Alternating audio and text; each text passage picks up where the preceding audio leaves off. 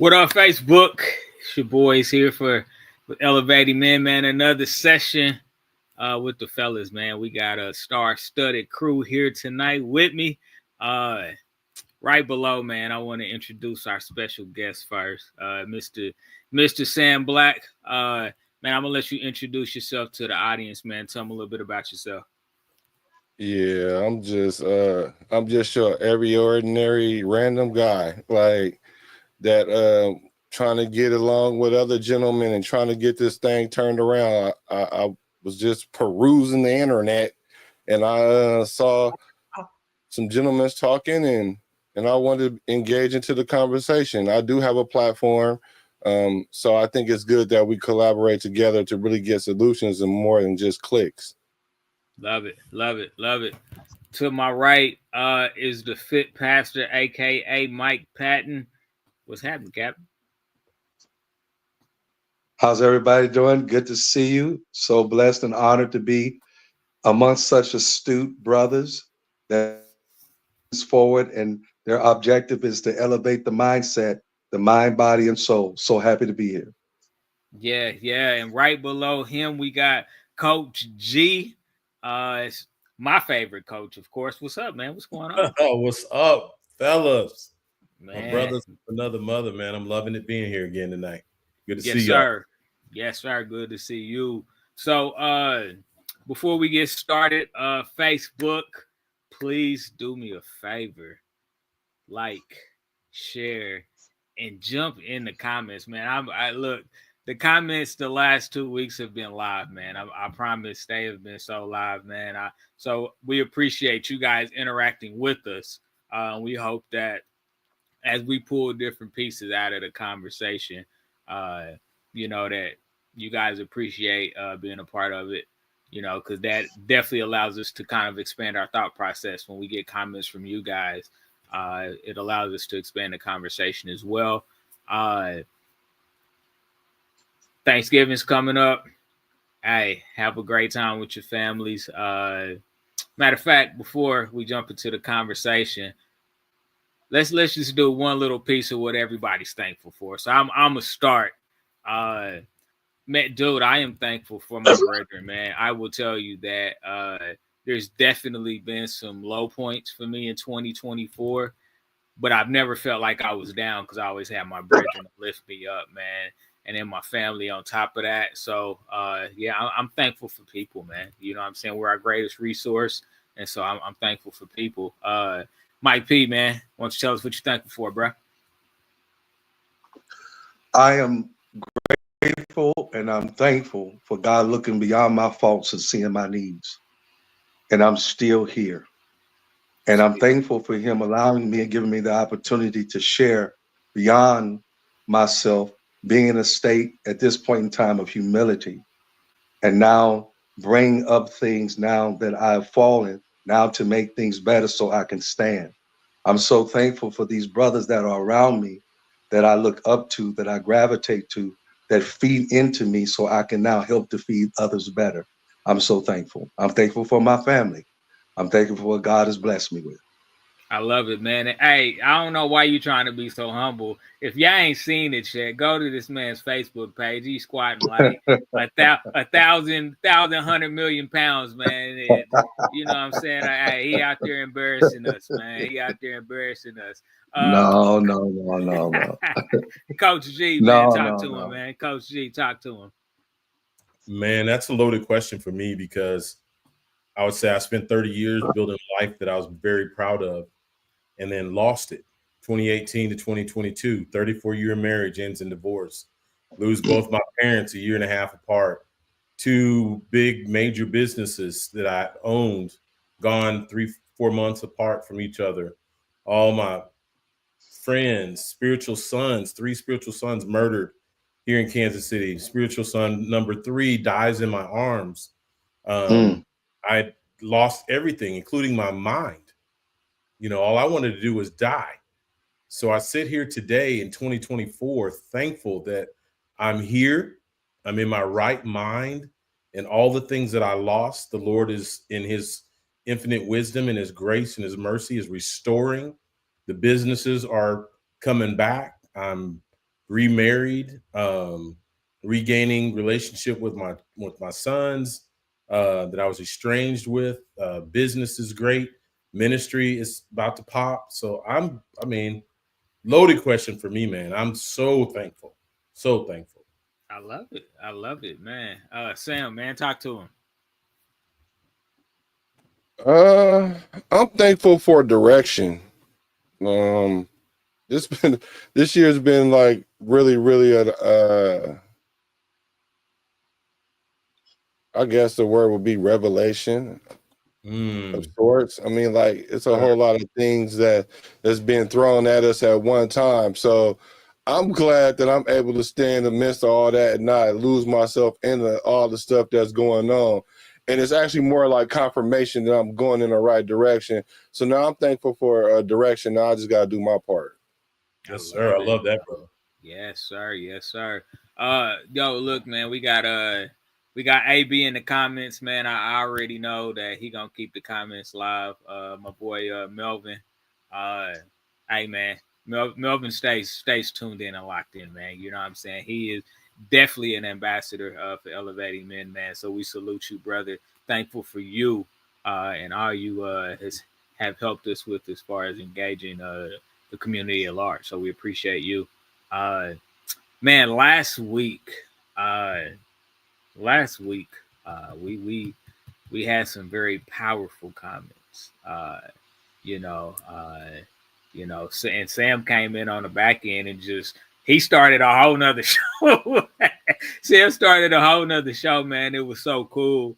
It's for him to be able to just drop in, be tuned into everything, and definitely apply his experience, as we continue to stir up this pot of gumbo, man. You know what I'm saying? To get this thing cooking. So we've been talking the last couple of weeks about the common misconceptions about men and women, how we deal with our emotions, who's stronger, who's weaker.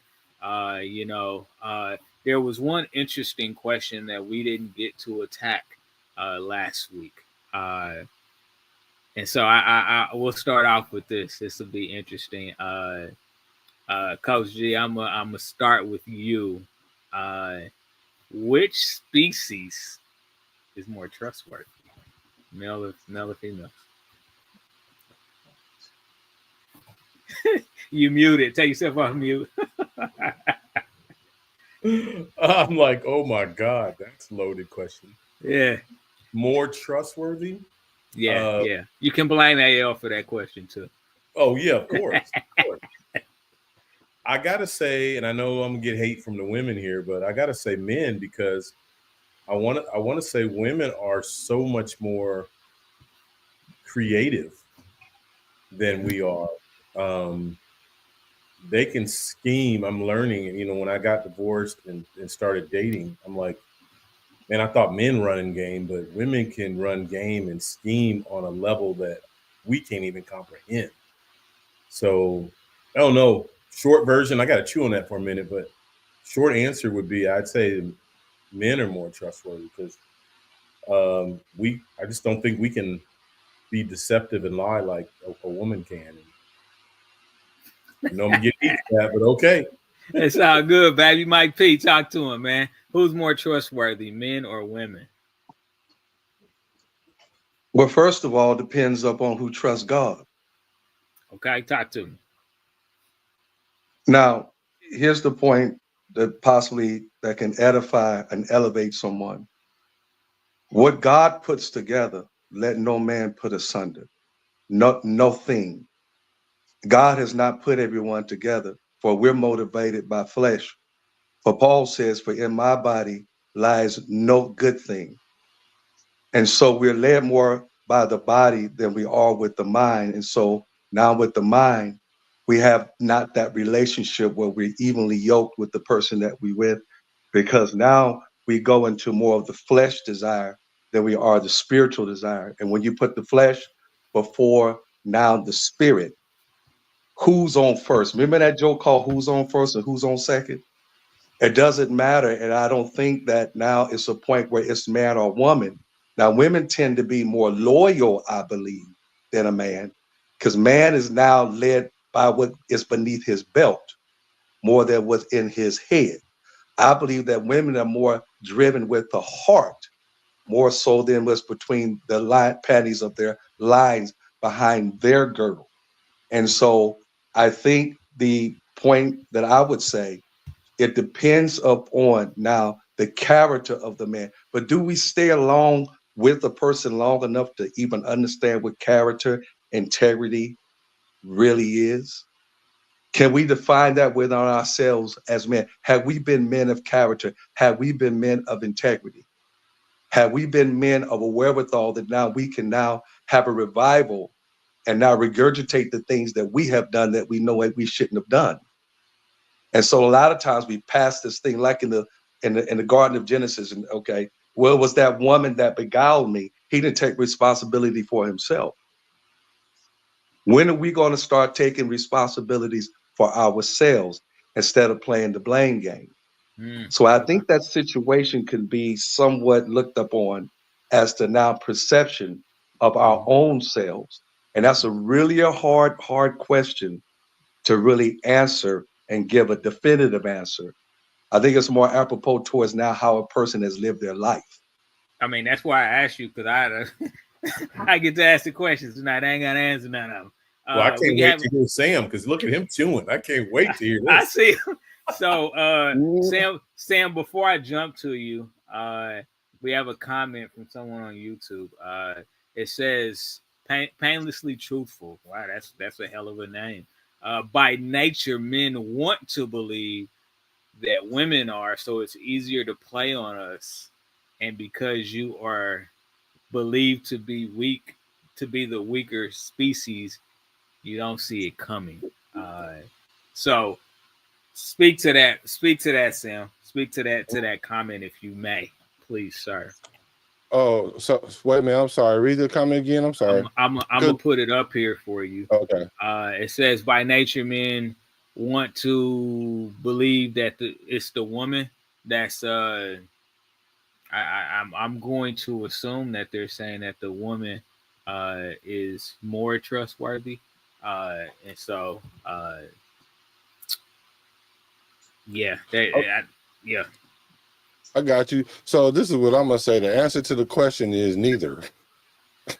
Like, neither one of them is more trustworthy. Like, Okay. we're all humans, and we have proclivity to have. If we're gonna go to the root of the Bible, we all got sin nature. Like, just because you sin one way and I sin a different way, that don't make me more anything one way and me less any other way. Now, if we gonna talk about who's more trustworthy with finances, or we talk about who's more trustworthy with protection, or we talk about who's more trustworthy with multitasking, or who's more trustworthy with whatever. Like, if you want to talk about specific things, then we can probably say, all right, this gender is probably more prone to do this, But if we talking about just across the board loyalty and all that other stuff, I don't think that it's either. It's either. They both cheat at the same rate.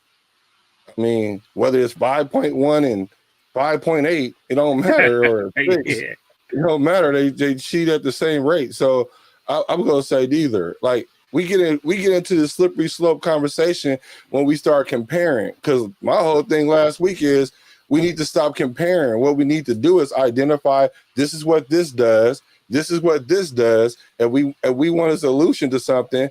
We can go to the micro and say, okay, this is what men bring to the table. Like bruh said, like, if we're gonna talk about what men's responsibility, then we can focus in on that. Then if we're gonna talk about what women bring to the itinerary for us to come up with a solution, we can focus on that.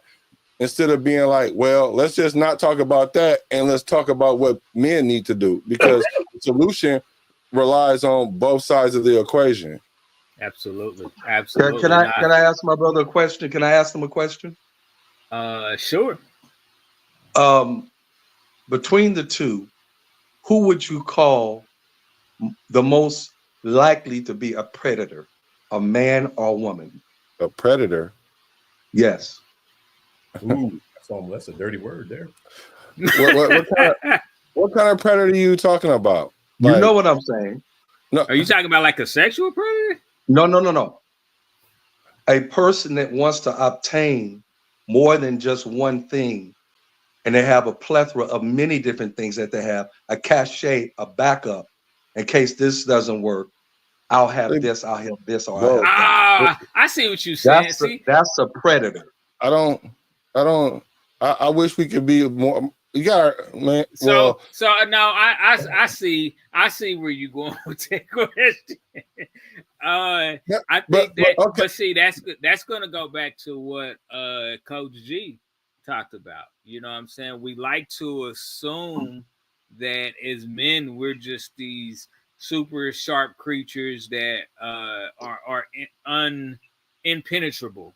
But yeah, I mean, I think again, just like Sam said, I think that once it depends on the specifics of the question. I mean, you talking about Yeah, side chicks and absolutely. side Because dudes? Is that what you're talking about? No. What I'm saying is that a predator is someone that seeks and is not satisfied with one, but now tries to get as many as they can. So they have backups. And you all know what I'm saying. We have all dated more than one girl at one time. Am I right or wrong? I know. so Let me put me on front street. that's a true statement. But please believe that women ain't out here dating one at a time either, brother. Right. Well, see, I disagree with that. Well, you ain't got go ahead. Go. I mean, Why? So you telling me women are out here, they just go date who they want to date, and there's no extra dudes on the side. As you saying, like predator, I think that's an extreme word. Predator, when I hear predator, I'm thinking of someone who's stalking someone, or someone who's going That's after exactly what I someone. mean. That's exactly what I mean. I understand. That's what I'm saying. I didn't understand where you were coming from. But if you're asking me who's more likely to be non-committal, is that what you were asking? Well, it's not that. It's that here we are, we have a man and a female. I think men, because of their nature, remember now, we're born into this body, but we're shaped into iniquity.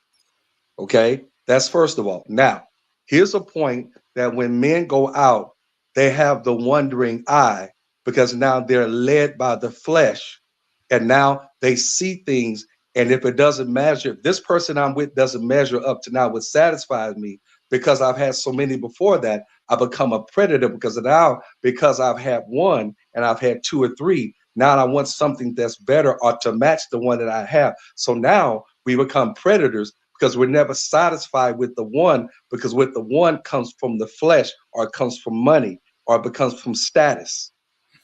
And we've seen that in the political. Outside? We've seen that in the church. Have you been outside in 2024? Because these Yes, women, sir. I'm straight. and I don't mean that. I don't mean that disrespectfully. I'm just saying, like, these women aren't sitting here waiting to be wived up. That's not what they're waiting on. If you ask a woman about anything about being married, kickback is going to be, who says I want to be married? So let's just say that's not all women. But what I'm saying is society isn't pushing family, and women want to be independent. So when you ask me who got more, I'm saying it's both. Actually, I would probably say women got more in today's era. Like, because men don't even have as many options as men used to have. Now women are holding out from these men because they're looking for a certain type of man. And along their path to find their certain type of man, they got homeboy that'll take them to Roof Chris. They got homeboy that'll wash her car. You got homeboy that's going to pay the bill.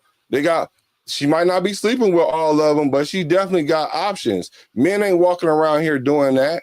It's those couple men that might be running around here sleeping with the majority of women, or a good percentage of the women. So I'm gonna say women now that I put some logic to it, but I would like to say it's somewhere the same though. Coach G, man, tap in, man. What are your thoughts as you hear the conversation? This is wild, man. I think AB's comment in the comments, I want to hear, do we have any women on board? I definitely, we got 4 minutes talking this. I want to hear Yeah. a woman's perspective to chime in on this. But Yeah. I think I agree with my brother Sam that that's too broad of a question to just throw to one gender.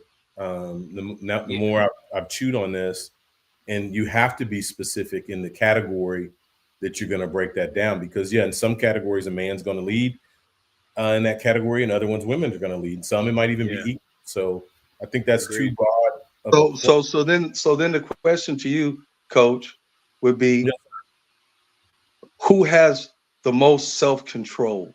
Who is brought up now to be more of the caretaker, and the one that now takes care of the family so far as the home embodiment is concerned, and the man is out to do the work? And so my point is, now there's a testosterone in us that's different than a woman that now is hormonal so far as her estrogen is concerned.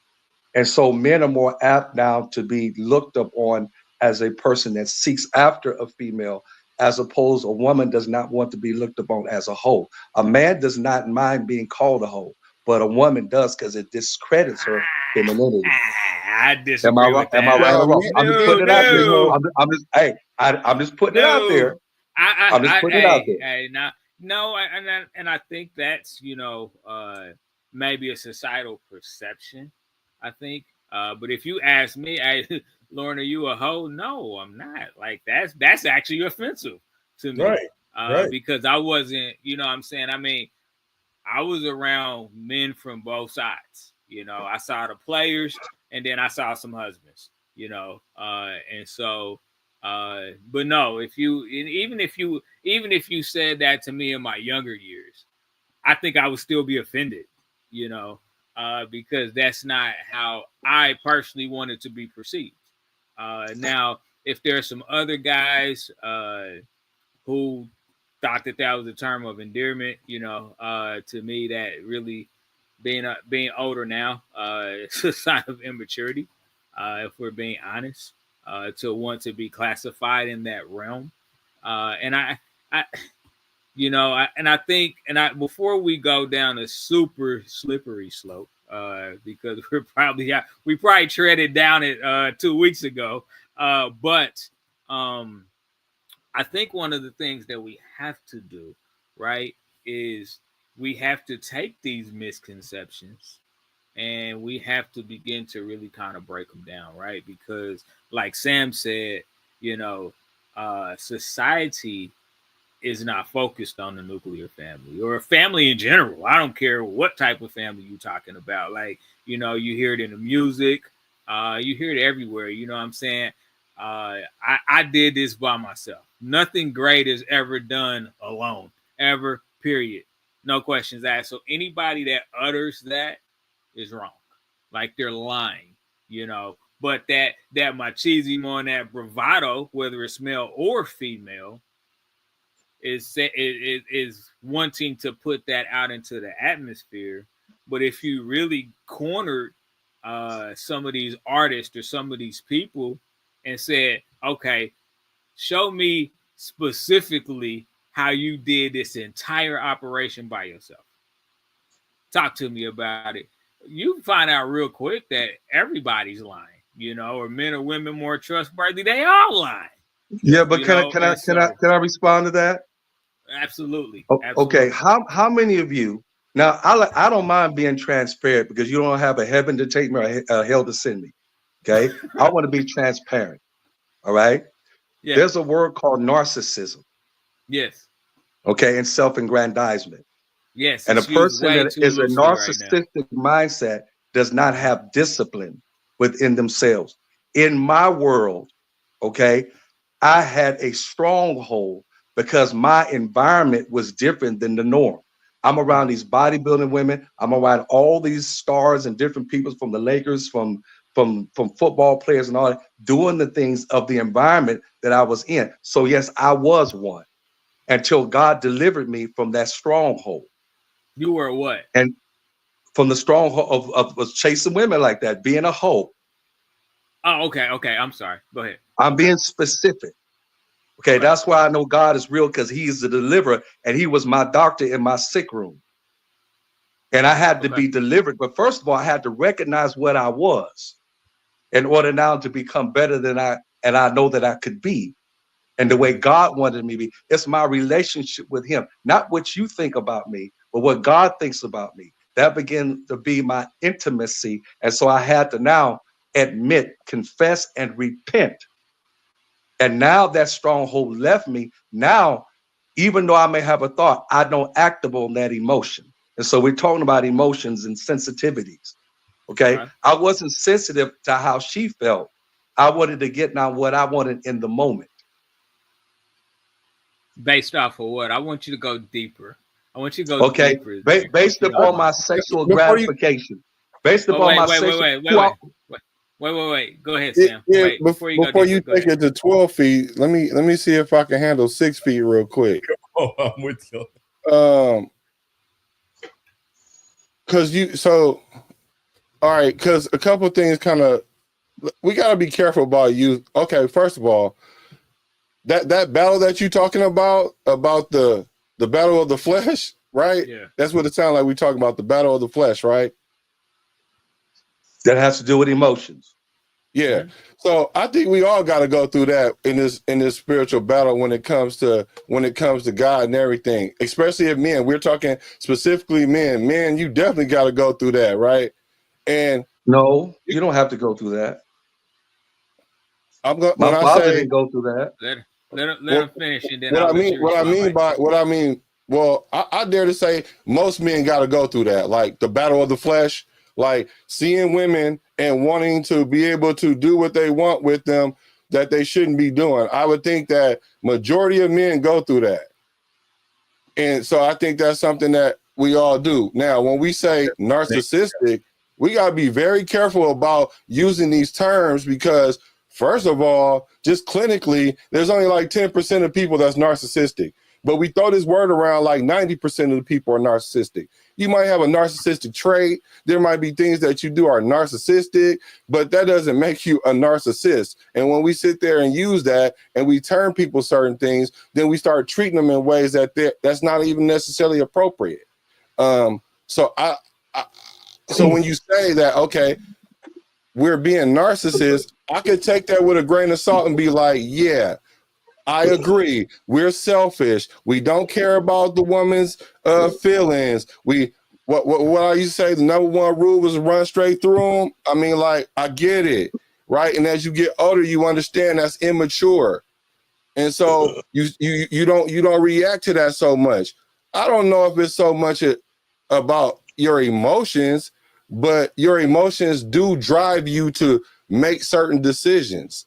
So I just want to baseline that where I am right there with that, because once you go a little bit deeper, I don't know where we're gonna go with that, because it sounded like what you're saying is men need to do something to stop this. And I'm like, I think all men go through that. It doesn't have anything to do with the woman herself. That's just a battle of the flesh. That doesn't make you a narcissist. Yeah. Yeah, Yeah. I'm in Go ahead, agreement Mike. with that. Go ahead, Coach G. Well, What you saying? see, Hold Oh on, yeah, Mike. yeah. Hold on, Oh yeah. Mike. This is what I wanted to say initially, though. We're not hoes. Men are not hoes. We're hoe makers. We make hoes, and that's not cool. But I'm just saying, men can't be hoes. Like, that's a feminine word. When somebody call you, even if two men start talking to each other, like, man, you a hoe. You know dang well that ain't go. That's like calling a man a B without calling them one. Hold on. Yeah, I gotta put this up here. Sorry, I didn't mean to laugh out loud. Let me go listen to Master P and Ice Cube so I can understand wanting to be called a hoe. Hey, Rayanda's in the building, man. Rayanda's in the building. She getting ready to start cooking, man. No, I look, man. And see, that's where things get like we get so caught up in culturalistic language, societal language, you know, and and a lot of that is based off of what we take into our systems, whether it's the music that we listen to, whether it's the people that we hang around, and so because I mean I got kids, man, you know, and I'm constantly like, yeah, turn that shit off, like off, you know, because I understand that even though I listened to it when I was a young man, it's because nobody told me to turn it off. Nobody told me to turn it off. And so you know, I'm constantly like telling my sons, hey man, you know, you young, your mind is a lot more impressionable than you even understand. So everything that you're taking in is it's locking in somewhere, and it's going to affect the way you walk, the way you talk, the way you see people. And so it's sometimes it's a struggle because I'm like, you know, I'm gonna let them be kids, you know, kids are gonna eat, but at the same time, I'm like, nah, man, I want to redirect those behaviors so that they don't grow up and create these bad tendencies that you know, I had when I was their age, you know, and so we have to be extremely, extremely careful when we use certain language. I mean, narcissists, oh my God, they've thrown that word around so much in 2024 that I'm like, please just stop saying it. Coach G, jump in. I see you, man. Go ahead, jump in. Chewing here, I'm just like, I agree to both your points, but would you guys agree that one of our major problems with this topic is there's way too much generalization? We never look at an individual for the individual. We just, as to Sam's point, they might have a trait or two, and we just throw them in the pool. We've got this big narcissistic pool that we just throw everybody in the pool. And maybe that person, male or female, made a mistake one time, two times, whatever. And we live in this cancer culture. You make a mistake one time, two times, and that's now how you're defined for the rest of your life. Yeah. I didn't fully understand it. I remember my kids talking about that all the time. And then when I went through my situation, I experienced that full hand. I mean, I have a legacy of integrity, of trust and honor. And through trauma, made some bad choices, made some mistakes, did some things, said some things that I wasn't proud of to this day. But does that define who Gary is, who Coach G is in the culture that we live in today? Yes. Yeah. They've totally discounted, and I'm not the only one. So it's not woe is me party on Gary, but I feel like that's what we do in this society. That, you know, if you want to dumb it down in relationships, a man or the woman makes 1-2 mistakes, they're just written off. There's what happened to us fighting for a relationship, fighting for our love, rebuilding, okay, accepting responsibility for the mistakes, and how do I fix it? What happened to all of that kind of stuff? Well, it went out the window when accountability went out the window, which what happens with when the pastor said it's been happening since the beginning of the time. Oh, it's this woman you gave me, God, whether it was right, wrong, or indifferent, because he wasn't lying. Right. But that wasn't the point. You know what I'm saying? The point wasn't that, like, they were hiding from the beginning. God already knew they was hiding before they even said anything. Right. You know what I'm saying? So that we all have a proclivity to do that. But now in this society, right, people don't want to address what's going on with them because they're full of themselves, because we live in this society that tell us, hey, love yourself. You're worthy. They start elevation of self. Like, you're thinking more highly of yourself than you ought to. So when you do that, you push what's really wrong with you onto someone else. What they call that projection. But what they'll do is they'll say, you're projecting on me, because they don't want to face what it is that was going on with themselves. So that way, when they see something, oh, you're a narcissist. No, what you're saying to me is you don't want to address what's going on with you. So you're going to put these labels on me to stop me from helping you see yourself. Because it's easy for you to show me about me. But then, even though we having a conversation and we take the first half hour and address just me, I promise you we won't get to the half hour that address just you. Like, It's not going to happen. So that's what this society has done, has made people feel like, oh, I'm not the problem. I'm the prize. How could I be the problem? And so now we can't even have a real conversation. It's even to the point now that I can't even say men and women are different because everybody want to be the same because they having this battle. But we already knew it was going to be like that because God already told us they were going to be the usurpers. They're going to try it. So us as men, we got to separate ourselves momentarily, get our structure together, and handle business.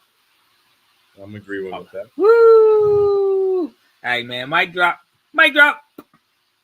Coach G, man, I know that I said I wasn't gonna hold you on all night because I guess I got you for a long time in life. So, hey, before we let you go, so you could finish doing what you do, what are your final comments? I don't know if you had a chance to listen to last week's show, but when we talk about misconceptions about men and women, or men versus women, I guess what is the biggest thing that you want to tell the audience as it relates to how we communicate, associate, disassociate with the opposite sex?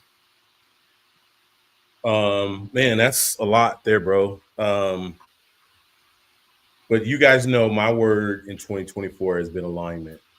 Mm-hmm. You know, as when you asked me about what to be thankful for, I shared what I'm thankful for. So here I am, a man at 18 that gets married. All I know is my wife. 34 years. I think it's 60-something% of my life with one person. We get divorced, and now I'm in a world where, remember the last time I dated, I was 17, 18, 16. The world is completely different. The innocence of dating is gone. So I got played all the time. I got played, and then because I'm emotional, I'm trustworthy. I'll share my feelings, my thoughts. I felt like that's what women wanted and needed, a man to step to the plate and say, put your cards down on the table. But I got played. Mm-hmm. I thought I was being genuine, and then there was a whole nother group of women. They were like, "Oh, you're too good to be true, so you got to be playing me. You can't be real." Yeah. So I don't know. I think for me, I had to take a step back, and I think this is what, to my brother Sam's point, we got to take a step back and stop generalizing. Look in the mirror, because we're projecting, as we've been talking about.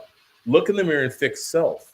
I learned, and I can only speak personally, I learned when I stopped blaming them, blaming us, blaming whatever, and looked in me. It's my fault because I'm drawing a mirror image of self.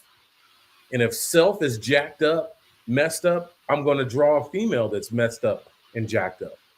I witnessed this gentleman that as I grew, as I healed, I drew a stronger, better woman. As I grew, as I progressed in my process, even my, I'm not going to call them that name, but the type of woman that was coming after me, stopped. They were no longer even interested in me, nor was I interested in them. It just changed because, to Sam's point, I had to look in the mirror and deal with me. And when I dealt with me, all the rest, my aura, my energy, it just changed everything, to the point where a relationship ended for me. And I'm being transparent here. A relationship ended for me, and I was done because I'm thinking, oh, this is great. This is wonderful. Relationship ends for me, and a new one I'm not even looking for slides in.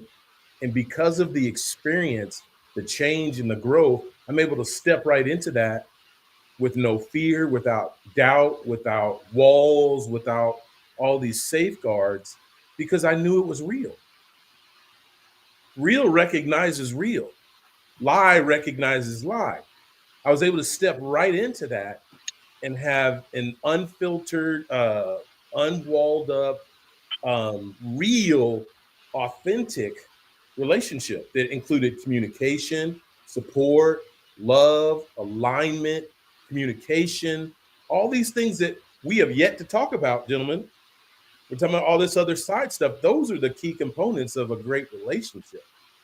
You know, if you can't talk to your partner, if you don't understand your partner, if you can't give grace and mercy for your partner, if you aren't long suffering with your partner, we live in a society that, oh, she messed up, man, I'm out. Or he messed up, I'm out.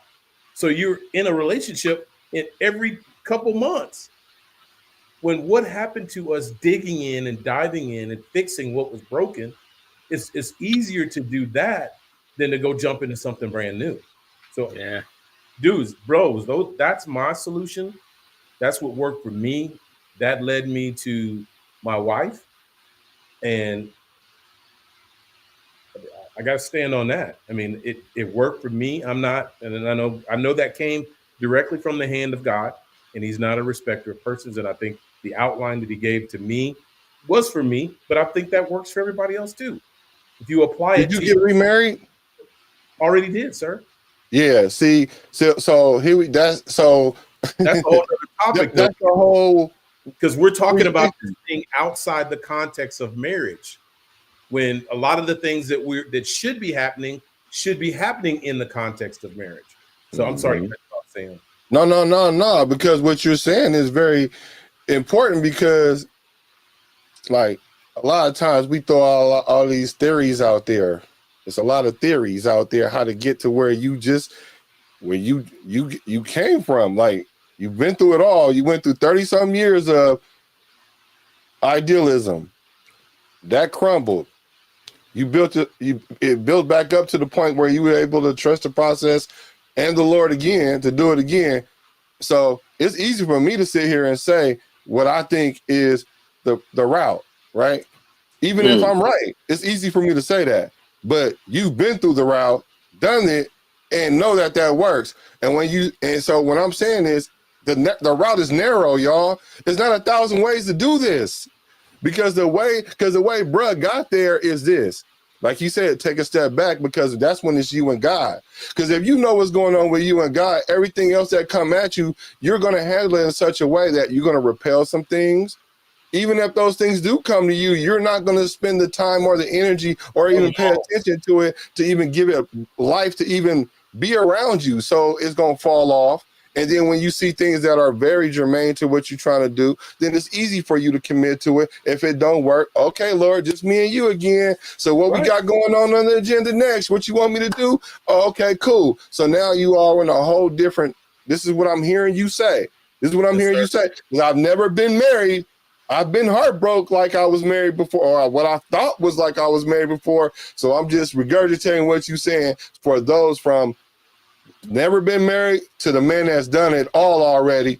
That's what I'm hearing. Once you get close to God, you know who you are, then all that other stuff becomes pretty much easier for you to handle. That was my recipe. I can't speak to nobody else.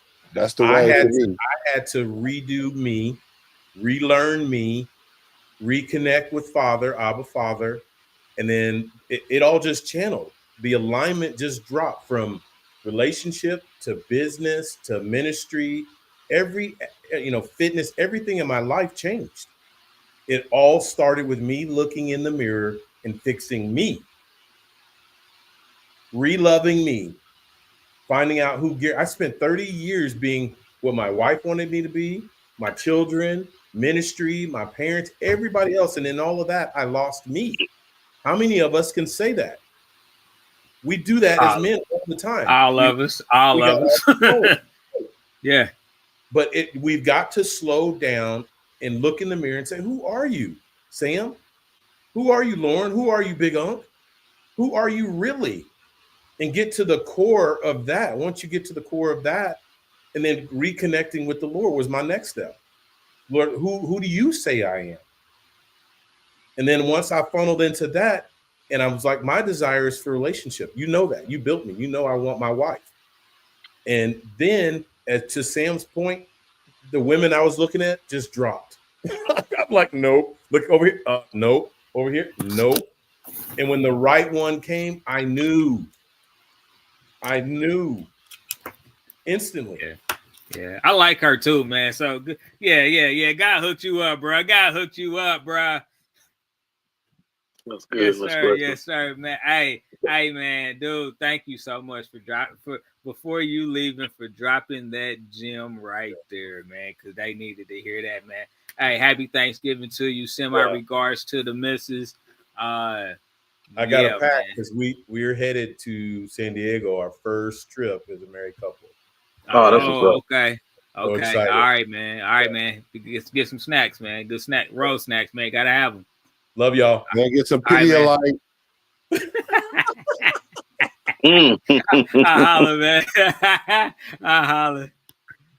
Big Unc, man, what up, dude? I see you got that. I see you got something in the cup, man. You got some grapes too. You always eating some damn grapes, man. You got something this week? So, I have a confession. You have a confession? Okay.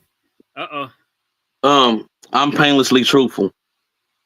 We know. Oh, that's you over there capping. Okay, I got you. Okay. I got you. So, let's see.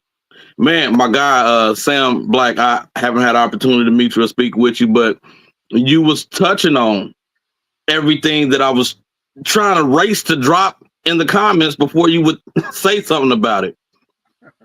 Narcissistic. I dropped it in the comments because a lot of people don't know. There is a list of, I believe, 9 characteristics that a person must obtain all 9 in order to be narcissistic. Most people are not. But we speak that curse onto the person. They may be controlling. They may be overly dominant.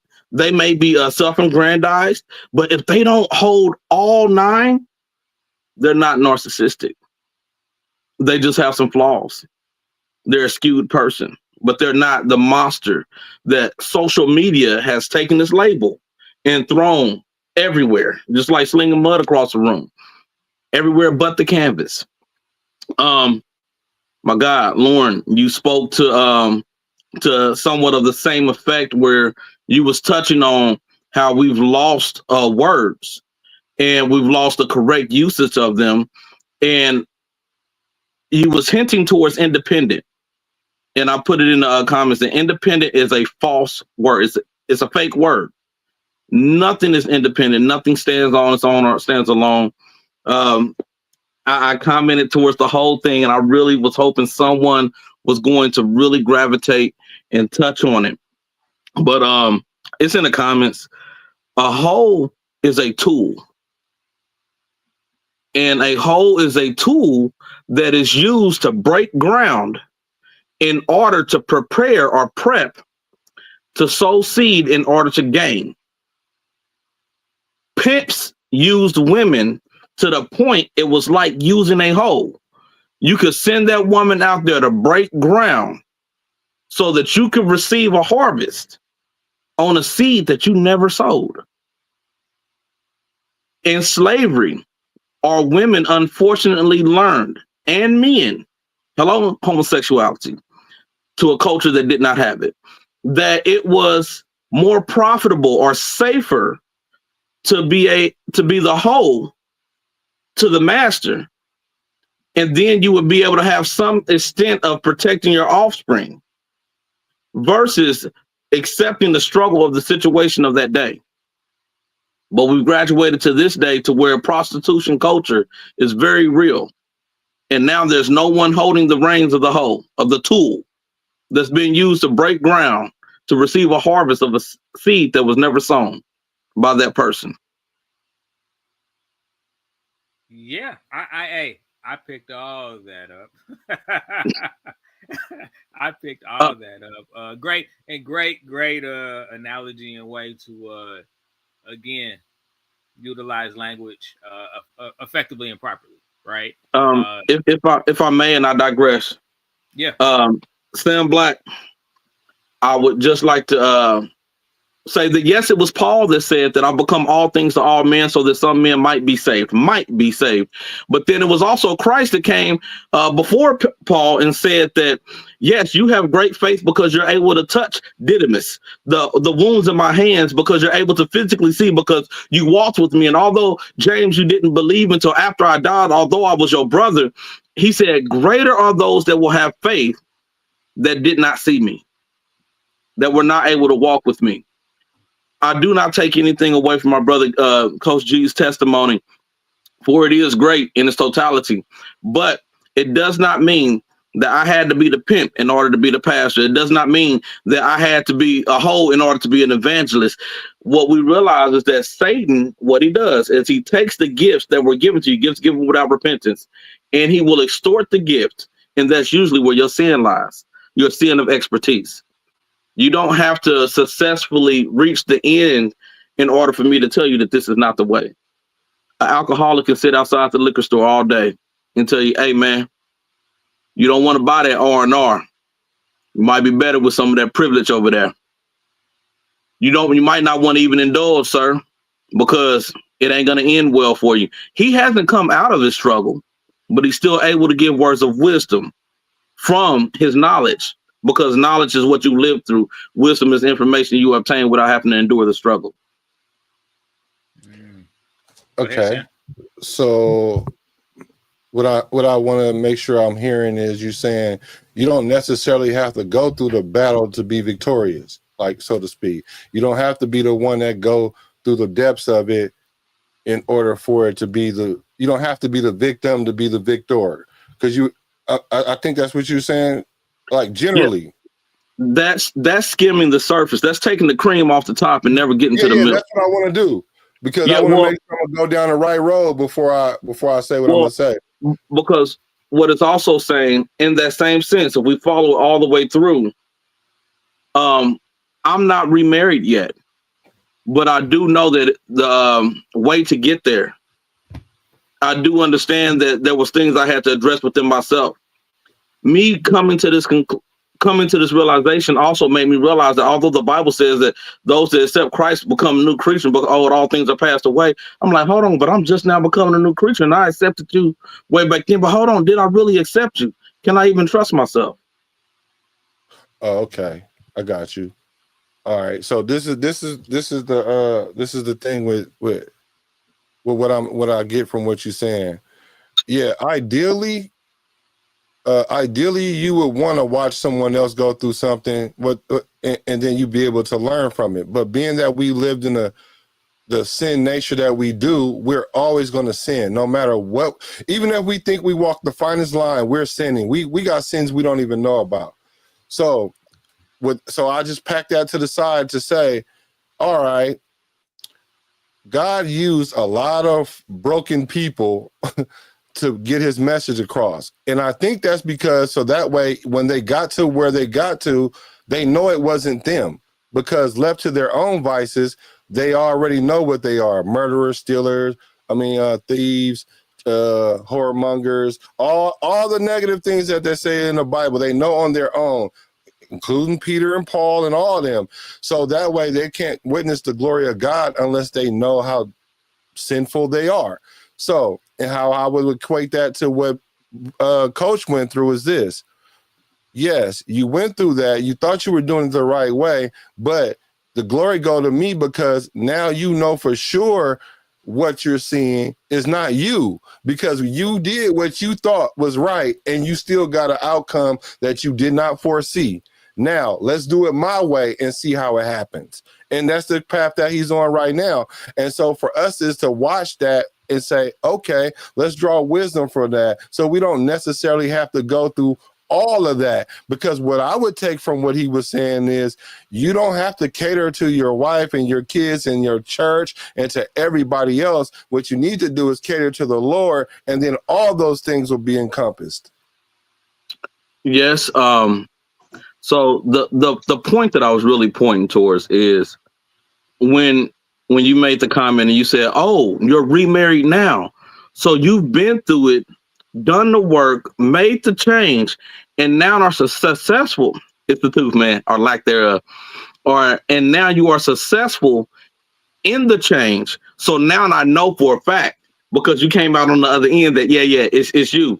But it was Paul that wrote and told us that it's better for you to marry than to burn with lust. It was Paul that wrote that it's easier for me to serve God without a wife. It was Paul that gave us all these nuggets. Actually, he wrote a whole book a whole chapter on sexual immoralities, although he wasn't married at the time. And he Right. never He said, remarried, but he was able to give us the road and the guide to it. yeah, what he was saying was, yes, I wish you guys could just walk around and be on Jesus all day. You know what I'm saying? So y'all didn't get confused with y'all lust and y'all desires and your sexual immoralities. But if you're not called to do that, and there's only a small percentage that's called to do that, if you're burning with lust, which most people do, it is easier for you to get closer to God and just be married to that person than try to walk around and try to live on your own volition. Can you guys hear me? Yes, sir. Yeah, go ahead. You see, first of all, Paul was an apostle, means he was set out to now set the outline for the church. Okay. And from that, now you're right, he set the tone. But see, there's two different types of emotion. You have a carnal emotion and a spiritual emotion. Which one are you driven by? The carnal or the spiritual? Therefore, if any man be in Christ, he's a new creature. All things have passed away. Behold, all things have become new. Then Paul says, be not conformed to the things of this world, but be ye transformed by the renewing of the mind. I can't see who I am until I look in that word. And my faith comes by hearing, not by what you say, not by what politicals say, not by what denominations say, but by what the word of God says. Now the Spirit, Holy Spirit's to do two things. He's to help me and to comfort me and for the tearing down of strongholds. Now, let me say this one thing last. I was not generalizing when I said hope. I was talking about me. Yes, sir. Okay. I had to now be transparent, because if I confess my sins, then he's just and he's faithful to forgive me of my sins and cleanse me. And so confession is more than just me saying something. Now there's a point called repentance. I had to repent. That means I had to turn. If my people who are called by my name should humble themselves, seek myself and pray and turn from their wicked ways, then will I hear from heaven. Then will I hear their land. I needed healing. And the only way they can do that was not the Dr. St. Luke's or St. Luke's East. It was Dr. Jesus. And everything you said is absolutely true. Absolutely true, right? So the question becomes, how do you bridge that gap? Because that's the end goal, but there is a process in which you take to get to that end goal. And everyone is not on that narrow road. So what we need to do is, the word generalizing simply means to me, I get you were talking about you specifically, but you're not in that alone.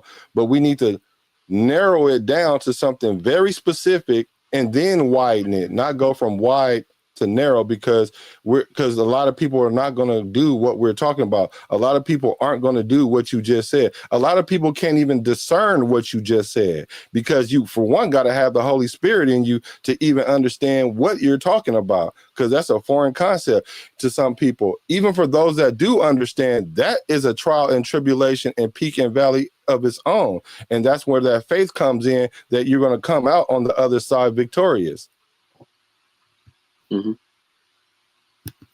So I guess my question is, how do we bridge that gap? Can I speak to that? Can I answer that? Go, Mike. You see, what happens is this for me. If anybody wants to go further than that, and I don't want to get too deep, but I have to break a point of reality. Okay. Now, the point of reality is now me ministering to you, now me sharing with you something that you don't understand, making myself available to have conversations of things in order to help you. What's the Great Commission? What's the Great Commission? Go ye therefore, baptizing in the name of the Father, Son, and the Holy Spirit, telling them what you know of me. So the best way I can get to you is by my testimony, by what I've been in, but now with how God has brought me out. And it was a long process. It did not happen overnight. Now, some has happened overnight, but for me, it took me being broken down, be torn down so I can see God, because I was so far narcissistic into myself, I couldn't see him. But he had something for me to do. So he had to take about those things that I now, what the love of money is the root of all evil. I was after things. I was after concepts, but I didn't understand the precept of the one, first of all, who created me, who made me. And now I claim to be something, but I was a hypocrite because I was not following by now what now it said I should be. So now I walk with you, and I've become now an area of conversation that I can talk with you beyond even this particular segment here. I would love to have a conversation with somebody. I love it. Hey, Well, Big Unc, That's man, what why God don't has you called take me a to do. Big because when Unc you take say a narcissist, I would, based on your definition, because I gotta bring that up, because like when people hear that, they think big. Well, we're all narcissists in the sense of what you're talking about. We've been narcissists since the garden. Eve was the first narcissist, if we're gonna sit there and say anything, because she decided to do what was best for her and not for what God said nor what Adam said. So, and then we was narcissistic as men too. So y'all not on the island by yourselves. And that's why we have that's why we do have a punishment for that, both of us. But in the sense that we're all self-driven, we're all selfish, we're all into ourselves. I just don't like that we use the word narcissist, because that's a very specific term. And the thing about it is, one thing that we were going to talk about is, what is emotional intelligence? Because to me, emotional intelligence is knowing God. Like, it's not what we're talking about every day as far as how you regulate your emotions and all that other stuff. So when we start using these terms, then it only just murks the water for us not to get to the truth. That's the only reason why I keep pushing back on the word narcissist. Unless you were a clinic narcissist. Are you a clinic narcissist? Let me tell you what I was diagnosed with. I was diagnosed with the spirit of abandonment. And so everything now had to be centered towards me when I went through therapy. And I went through spiritual therapy, which unleashed and unlocked what I was. And now how to break that down was only by me humbling myself, taking me out of the picture and putting God in the program. Because I was the picture. I was Mr. 7-time bodybuilder. I was this, and I thought now I had the ways and means to now be above, or now have a certain credibility, like I was a star. And I was nothing more than a person that was on my way to hell, because I did not recognize God the way I should have. And so you make the statement like, when you get with God, then things begin to change. No, it doesn't. The Bible says that everyone that says, Lord, Lord, will not enter into the kingdom of heaven. He says, but whatever you shall sow, that also you shall reap. So you reap. And I also began to reap now what I had sown.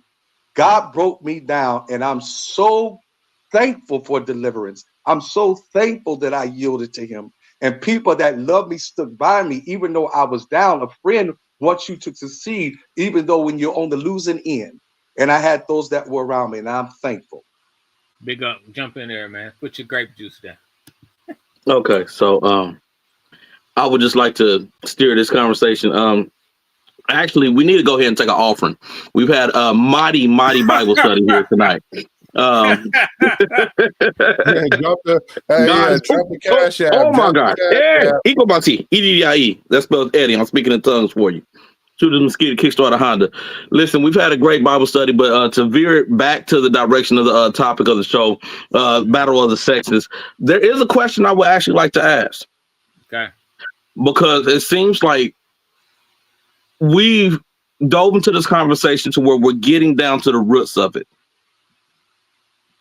And who is more probable to actually accept, be accountable, and do the work to achieve change? Are you To saying heal. between the two sexes? Yes, sir. Like I said, to get it back on, what the topic of the show is. It's the battle of the sexes. So, and we've dropped a lot of knowledge and just being transparent. Hey, I'm single. If we can drop tags or emails, you contact me. Lord working with me. Yeah, you keep But No, I got great. You keep I got cooking you. that So your damn question is who? over there. Oh, go ahead. My bad.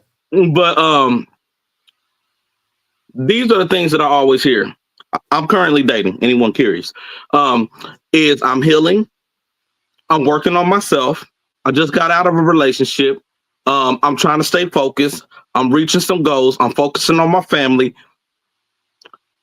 I have not heard men, even in general conversation. I've seen men do the work, but I have never heard men just at random or in defense speak that out. So now I'm curious, in the topic of the show, between men and women, who is more likely to actually do the work, not use it as a shield, but actually show, identify that there's an issue, being accountable, doing the work, coming out healed. Okay. Brother So Sam, Brother the Sam. answer to that, who is more likely to do that? If I had to put my money on it, who's more likely to do that? I would say men. I could be very wrong in that, right? I could be very wrong. I don't know what God has in store when it comes to fixing that big issue. But what I do know what God said, whose responsibilities it is, it's ours, regardless who's going to actually do it. So I know who's supposed to be doing it. I know who should be doing it. And I know that we're doing it.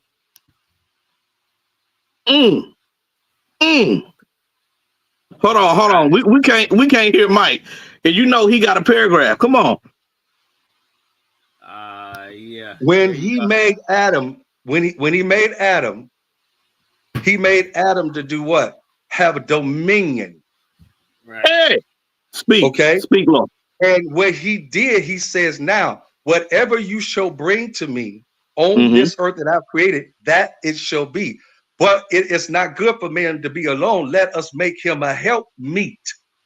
Not a helpmate, but a help meet now to go beside him, bone of his bone, flesh of his flesh.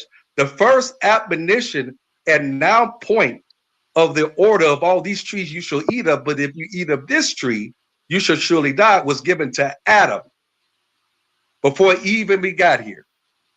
Okay? So the Are you saying Eve doesn't have to do the work?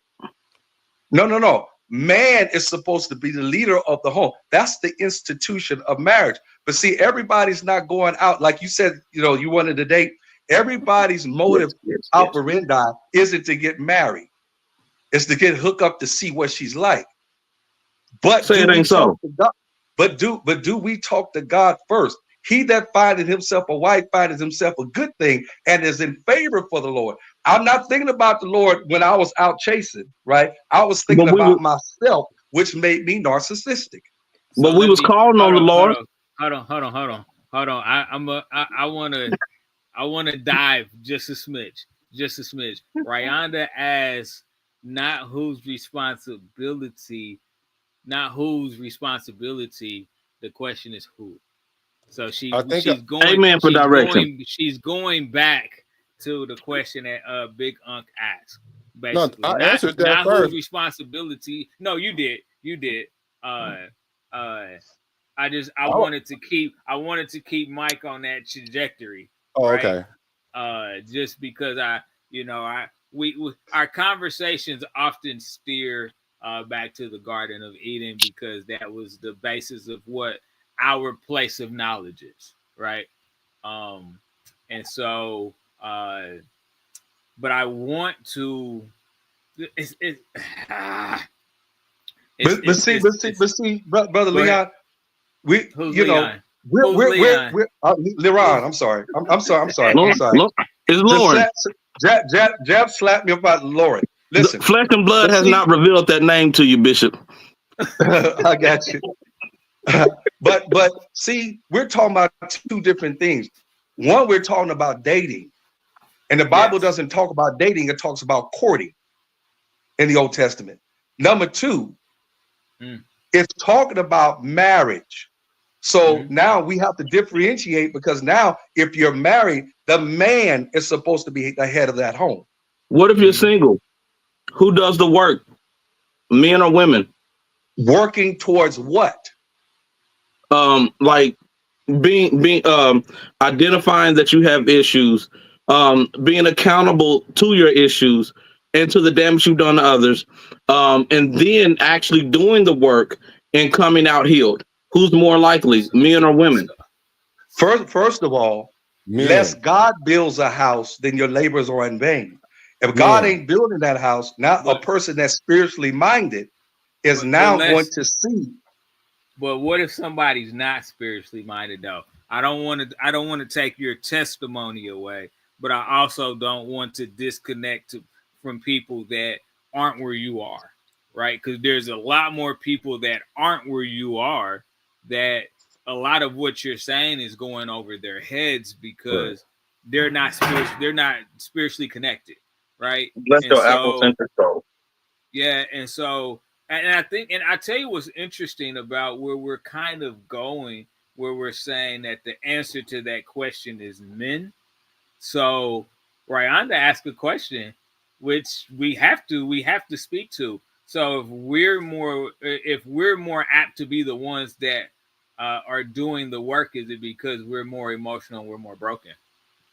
I want Because to we're ask more that question. logical. Okay. So then I would say to this, then a person that is not at that level, Uh huh. I would say to sit back and not identify what is your modus operandi?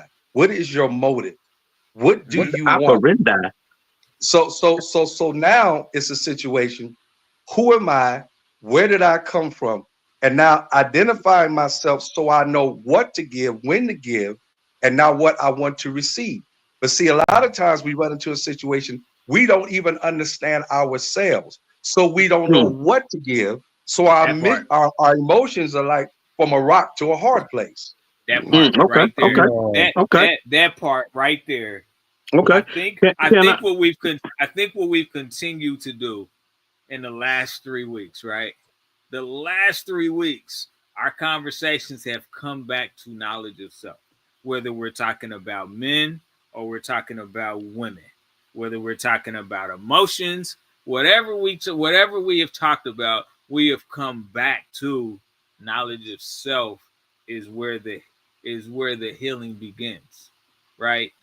Being able, I'm gonna come to you. I'm gonna give you the floor in just a second. Being able to identify, to recognize, right, that we have an issue that we need to work through. Being able to say, okay, now that I've recognized the issue, I need to put things in place to be able to start doing the work. Once we've started to do the work, being disciplined and consistent to the work to get to the place of where we're trying to go, whatever that goal is. So okay, I will digress. Close my mouth, big unc. You go ahead. No, Mm-mm. no, You, no, you no. Go ahead. okay? Listen, since you put the meat on the plate, I'm gonna just be the gravy. There you go. We know Bishop, he more than a biscuit. So you said something. I really wanted to go a different direction. I no lie, I did. If I hear the spirit of God correctly, you said something about in the midst of doing the work, being consistent. Mhm. If I was a non-believer and I was watching a believer, because that's what it's like. And y'all have to understand. I love Pastor Mike Patton. Like I really love him. Like he's been genuine with me since day one. Matter of fact, this man been genuine with me before he even remembered who I was. That I had already met him, and he was always the same person. But I digress. Being consistent with doing the work, like a non-believer watching a believer, you would never know. You would never understand any of the testimony. You wouldn't even receive it if you did understand it.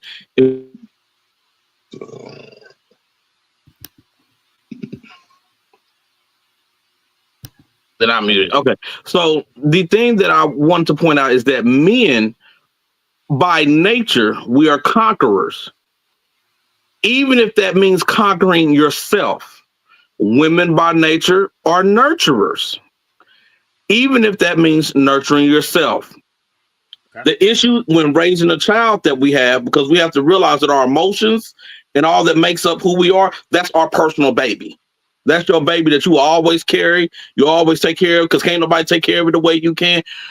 Women will nurture what's in their heart, where men will seek to conquer what's in their heart. I'm not going to let this affect me anymore. I'm not going to let this thing rule me that I have no control of. And we treat our children the same way. I'm not going to let this little rascal run through this house and act like he run this house. Where the woman will say, hey, clear the room. Let's make everything safe so the child can have free reign. And that's what happens. Our emotions, a lot of times in our women, begin to have free reign because it was not an example. You could have had a father in the home and it could have been a great father. I had a great father, but there were some things that he did. Oh, if you allow me, please. I have been transparent in a lot of ways about the relationship with my mother and things that happened. She is a healed woman now, and I love who she has become, and we have become very close. But even in that, like Pastor Mike Patton is saying, I've seen her change come when she finally started submitting, not to my dad. I thought that was the answer my whole life as a young man, seeing her not submit to him when she finally submitted to God. And it happened outside of a church. It didn't take scripture. It didn't take a bishop, a pastor. It didn't take her husband. It didn't take me, because I said a lot. It just took her finally saying, I'm a conquer what's going on inside of here. So I think that men do the work because men are built to conquer. You said something that was interesting, and I think when we talk about the way men and women speak and the way we kind of understand. So you said something about a man saying, hey man, you're not gonna be running around here like you running the house, and then a woman says, hey, let's clear space so he can run the house. I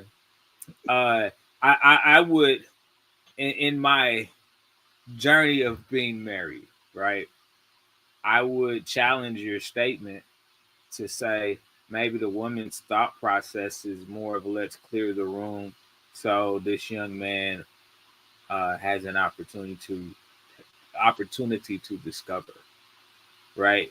Because that's one of the things that is taken away from certain children is the opportunity to discover, right? Because we have such a stronghold of what we perceive, what our experience tells us is correct, and we want to, in a lot of ways, take that and try to mold our children based off of our experiences. And I'm not saying that's a bad thing, because I think that is a good thing. That's a mature thing to do.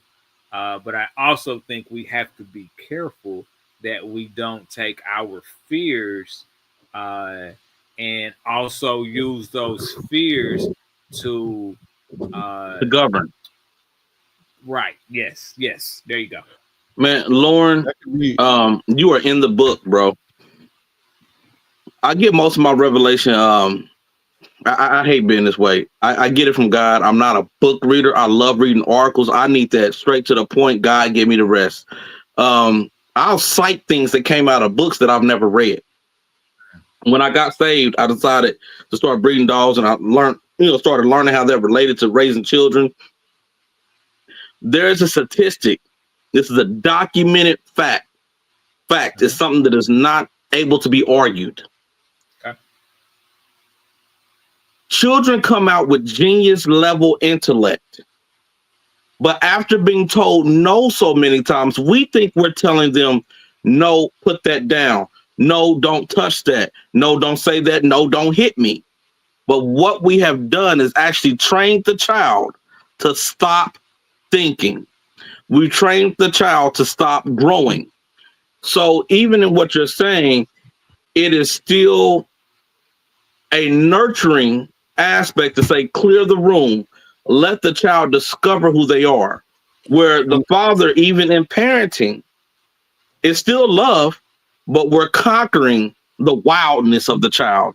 Where the mother is nurturing and pushing the growth. Okay.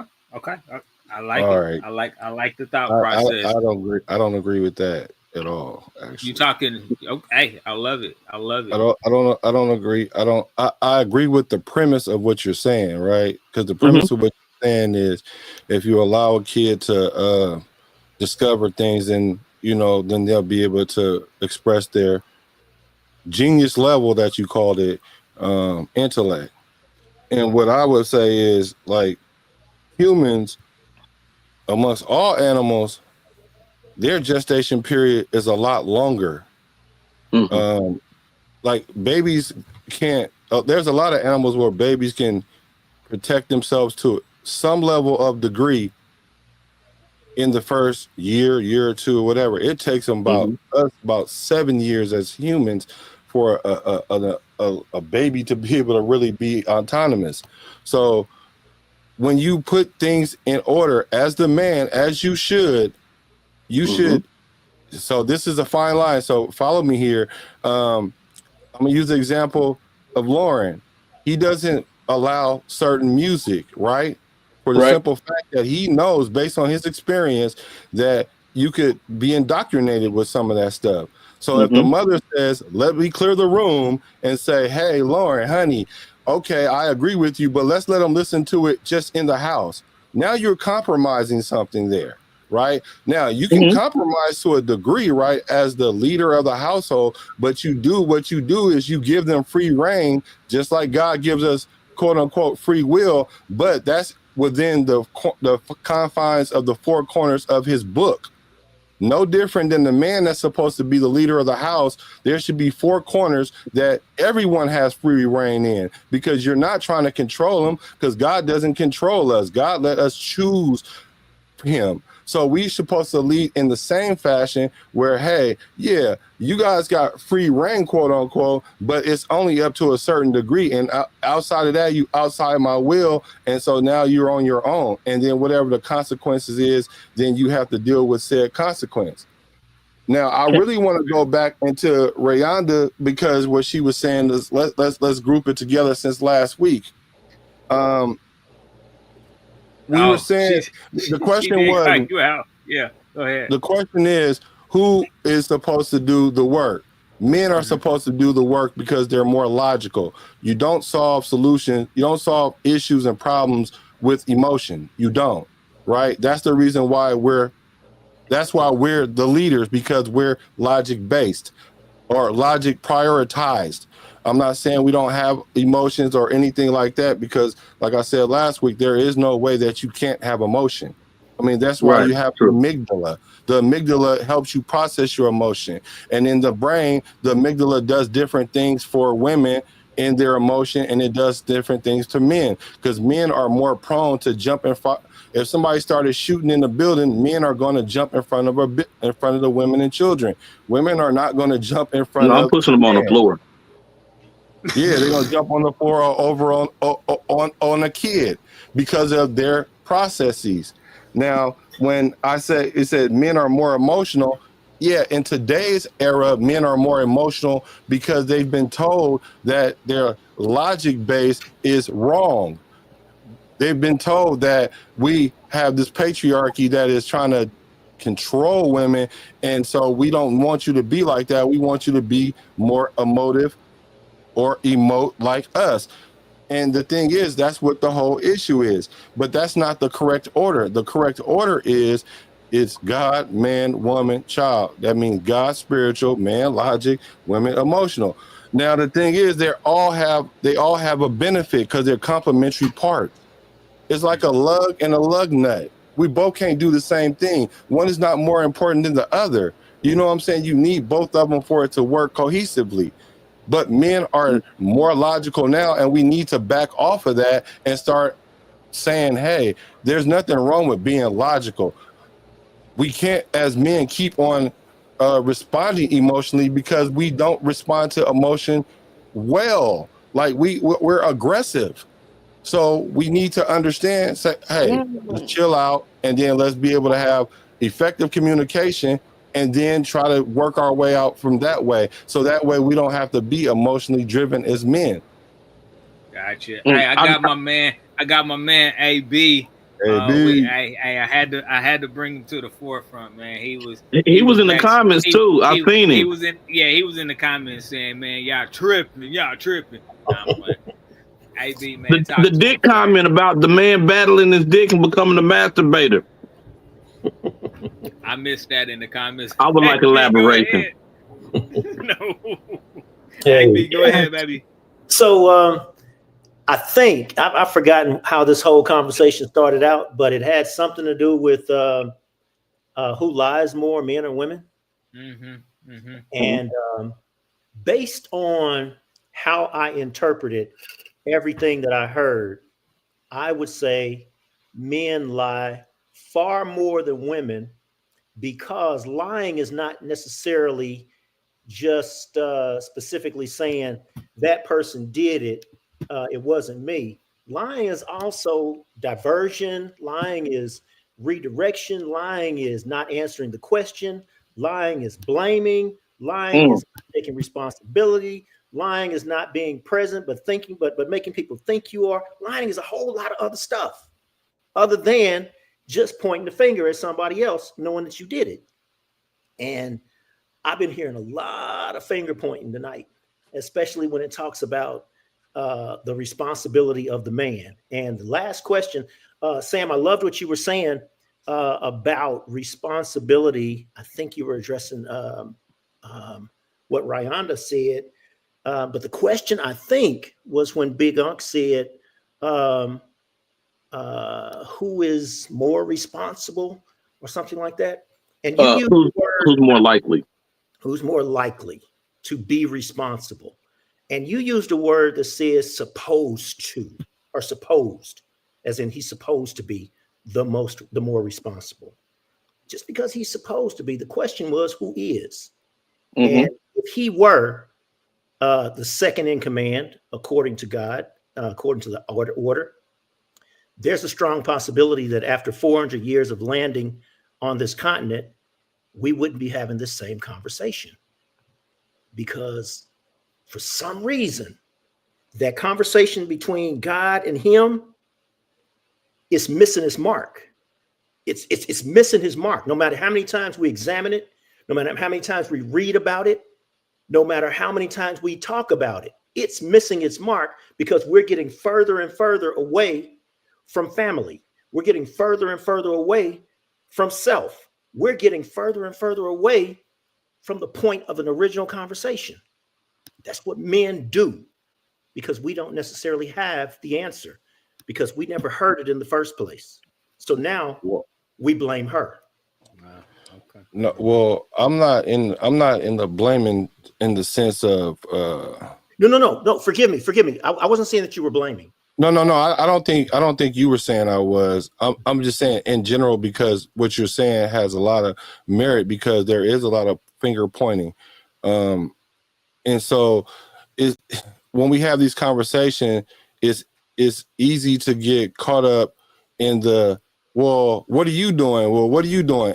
I just like for us to be able to say, all right, this is what this gender brings to the situation, without it having to be attached to the other person. We can have an independent conversation. They don't have to be mutually inclusive. And when in those things that you describe, I know for sure a lot of women do those things, dodge the accountability, omit information. That's a human thing. I think we both do that at the same rate. It's always been like that from the beginning of the time. We both do that at the same rate. And when I said the word suppose, okay, let me redact that word and let me say ordained. Then we're ordained to do that. That means I don't know how more clear I can say it. I'm not saying it to you. I'm just saying to anybody. The answer is man. Man is responsible. Mm-hmm. It's man's fault. It's man. Because really, if you think about it, like you said earlier, it doesn't matter whose fault it is. It's how do you get to the solution? It only matters on whose fault it is. If, let's say, for example, you keep getting in the car and it had no gas in it, then you got to realize, whoa, why am I not having gas when I know I went to the gas station last night? Oh, because the wife drove it. Oh, now she's at quote unquote fault for it. But now you can say to yourself, hey, I know she's going to drive the gas out now for me not to trip on it, or just go put some more gas in it, whatever. I'm just saying we when we point out a specific thing that they do, let's not take it on 10 as it's like that's the end all, the be all, and the reason why these things are this way. They're this way because of both of us. Like, we can play the right notes, but if they're playing the wrong instrument, it ain't gonna matter. So it's a culmination of us both. So I'm not trying to, me personally, I'm not trying to single out any gender. I'm just trying to point out what each gender can do to make it easier for the other gender, to make it easier for us. Because it's our job. I hear that, and I agree with you. You have been using that platform throughout the conversation. Let's get back on point on what we can do about this, because both of us do this. Last week I told you that I'm an asshole, especially about words. When you say asshole, that we have been equally doing it forever, I'd like to challenge that, because forever for women didn't start until the late 50s, if not the 60s. Because they did not have a voice. They did not had a voice. They had a voice. It just wasn't to the same level that we had. So let's listen to that. If it wasn't at the same level, then it's not equal. Okay, so let me ask you this question: do you think our society should be egalitarian? I don't know what I mean by that. I'm going to have to look it up. Okay, let me tell you. Just you can generally look at egalitarian is equal. Do you think that men or women, if you were to have a blank canvas, that they're both supposed to be equal? No, that's what I think. That's what I believe, based on my belief system. So what is God egalitarian when it comes to, I'm talking about here on earth. I'm not talking about spiritually, because spiritually we are the same. There is no different spiritually, but what our jobs are here on this earth is egalitarian. No, what a man should be doing is learning to be a leader by tapping in with God. What a woman should be doing in the meantime when she's single, or no, let me not say what they should be doing. What I would recommend, based on what the Bible I've extracted from the Bible, she should work on herself to put herself in a position to be a great helpmeet, not a leader. So what's happened is God has left us to our own probate mind. So now that women want to be the leader and all the stuff, so we are going to get further and further away from the conversation. But the thing is that we got to keep in mind is there's only going to be a small select that's even going to get it. So it's not meant for the masses to understand, just those few. And I'm not saying we should not cast the net wide. What I'm saying is only going to be so many that get caught.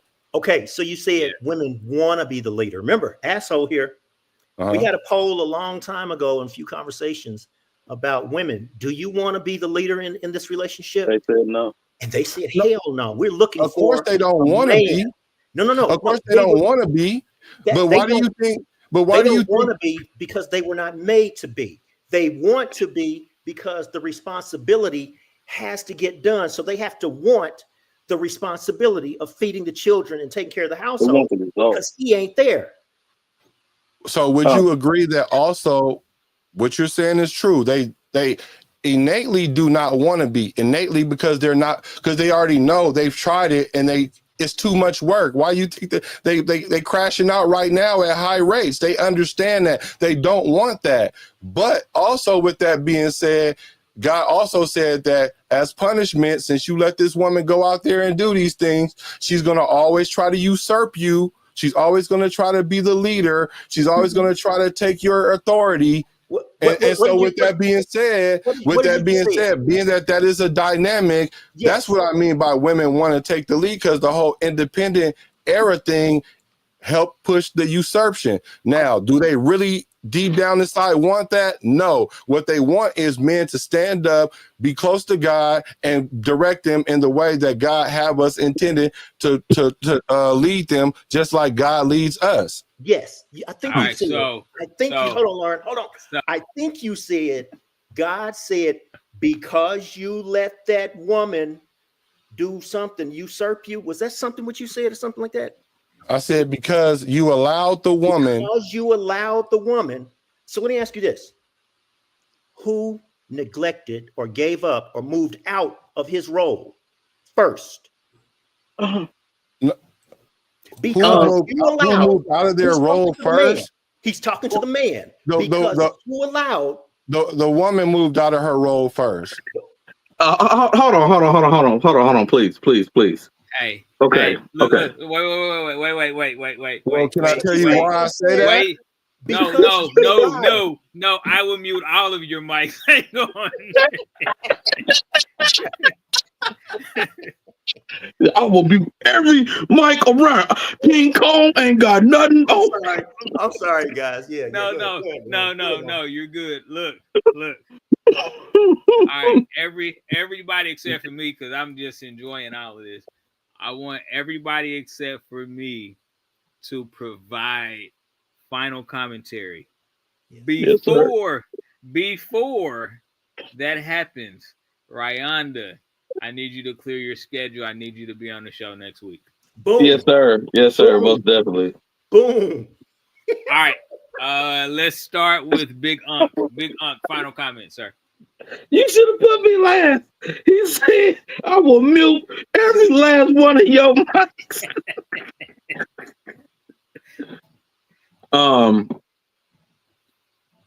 I would like to say that me personally, I want to do a better job at not veering off. That the premises of the topic is, it's for fun, but it brings awareness. Battle of the sexes. Who does more? It's not about a married couple. It's battle of the sexes. So it's saying individually, will a woman do the work? Will a man do the work? I still stand by that men being built inertly to conquer that, even if it comes to that self-realization of that identification of accountability to yourself, that I'm trying to stay away from biblical premises here, that we would do the work, that because the work is being done in silent, because there's no cry out, which men usually don't cry out, we cry in, that people don't see that work is being done. They just see that later a change has happened. He's not who he used to be. Women cry out in the midst of doing the work because, oh, thank you, Lord, that is good. Because what is happening is that the woman is giving birth to the new version of herself. That's her nature. While the man is internally deconstructing and building back up the new version of himself, which is going to be bigger than who he is, which actually tears down the old man. Gotcha. AB, talk to him, sir. Okay, so yeah, I am pro woman right now because I would want to. I have dropped the ball. I've dropped the ball, and I know I've dropped the ball. And I have gotten engaged in these conversations because the ball has not been picked up by more men. That's a generalization, because there are men out there who have picked the ball up, carrying the ball, and they are passing it on to their future that they have built. However, for elevating men's purpose, we're talking to men about we're talking to men who have similarities like me, who haven't picked the ball up. And for that reason, this little box that I'm talking to, many women have had to pick the ball up. They've had to raise the kids. They've had to work while raising the kids. They've had to work while sick while raising the kids. They've had to work while sick while raising the kids, while dealing with that man, until he found what he claimed to be his new self. And at all times, she was left there in the presence that he created. And that's my point. Okay. Brother Sam, talk to him. Yeah, I feel what you're saying. I am I'm pro woman for sure, but I'm pro God first. And I think that we need to stop focusing on. I do agree that we've dropped the ball as being absolutely 100%. But I don't think the solution is us trying to placate to the needs of women because they had certain plights. Not to say not to validate it, because yes, it's very much validated, because at the end of the day, when we're not present as men and you leave it up to women to do certain things, then certain results come about that was not in the order of God. So that's on us. Like, so we can't absolve ourselves from that responsibility. So I totally agree. But I do think we need to focus more on how God wants us to move as men, and then how we are to provide and protect our women will come naturally after that, and then it won't be a hard conversation to have. And I just want to clear the reason why I said women was the first is because she was the first. She made the first action. Now I do understand that the sin is not in the action; it's in the heart of the action, right? And I don't have any proof before that Adam did anything prior to that. I do know that he told Eve what the play was, and she decided to do something different because, of course, the serpent is going to go to the weaker vessel per the Bible, because I'm pretty sure if Adam saw a talking serpent and he named every animal there, he would have been like, wait a minute, what is this going on? Like, I've never seen this. Let me go to God and see what this is. So anytime you take something out of order, it's not going to work right. There is no right way to do wrong. So I say women was the first because they made the first action. I don't really like to quantify it that way, who's at fault firstly, but what I do know, we both in the boat together, and the only way we're going to get out this boat is not relying on women to do it for us, because that's not what God ordained us to do. Mm-hmm. And I love this conversation, by the way. Well, here we go, folks. Goddamn.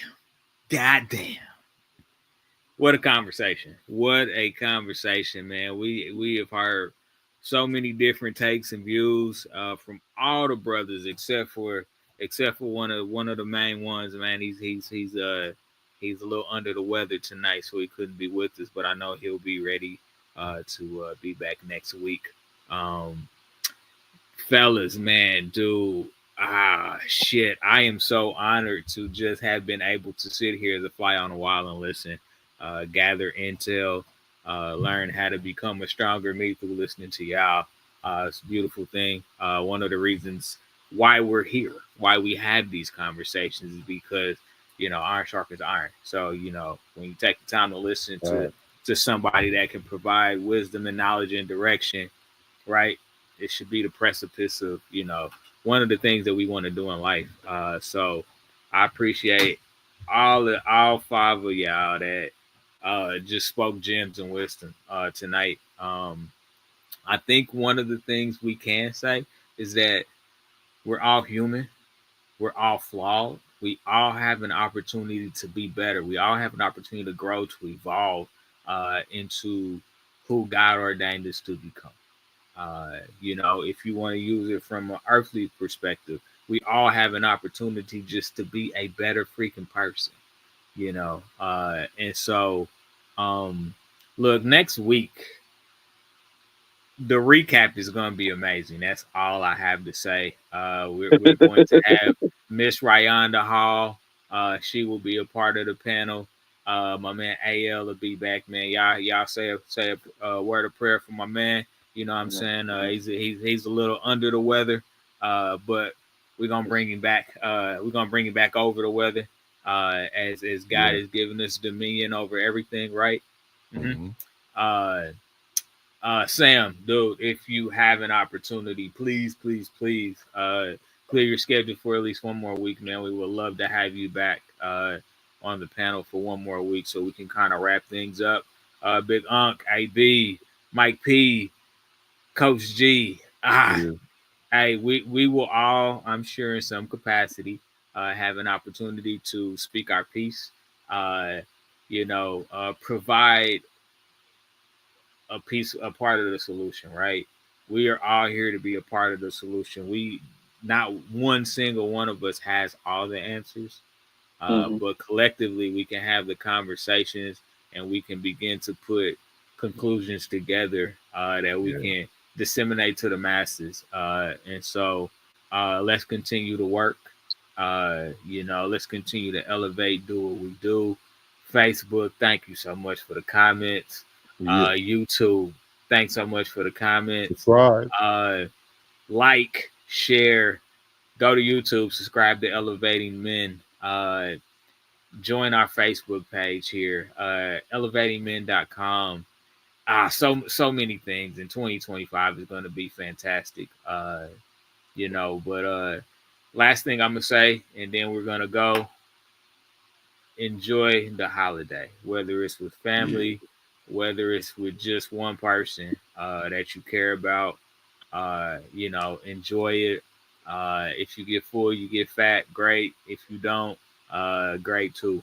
But make sure you take the opportunity to soak in life and all the beauty that it can bring, and just enjoy yourself, even for a day. Elevating Men signing off next Monday, 8 p.m. Please do not miss it. Tell your friend to join you. Tell somebody to join you, because I want to have a full dynamic conversation. I want the comments to be full of stuff. So please, don't keep this within your own walls. Don't keep it to yourself. Share this podcast. We got footage. We've been doing this for 3 years now. We got footage. We got conversation. And so we appreciate y'all. We thank you for tuning in, for going on this journey with us, and we will see you next Monday. Peace. Peace. Rayonda coming for me. I know it.